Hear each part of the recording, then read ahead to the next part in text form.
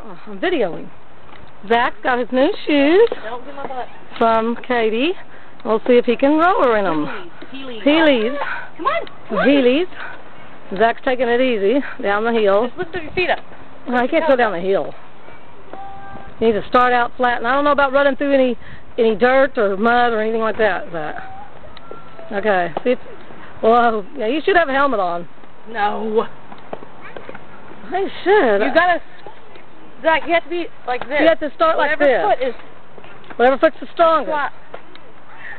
You gotta lean. That's why they said get onto a rail. Hold on to Katie's foot and decide Katie's car and decide which foot's the strongest to put in back. Where's Emery? Up there. Which foot's strongest in the back? You're supposed to be like this, split. Yes. Never have them side by side. It says. Split them.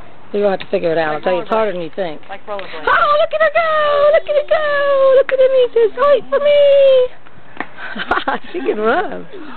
Pretty good. Little Easter girl. What? For Easter. Huh? What are you doing for Easter? He's gonna have to take some time to learn this. I think we need to go inside and get on a rail and learn how to do it first. Emery, can you come down to me? Oh, here she goes! Look how fast she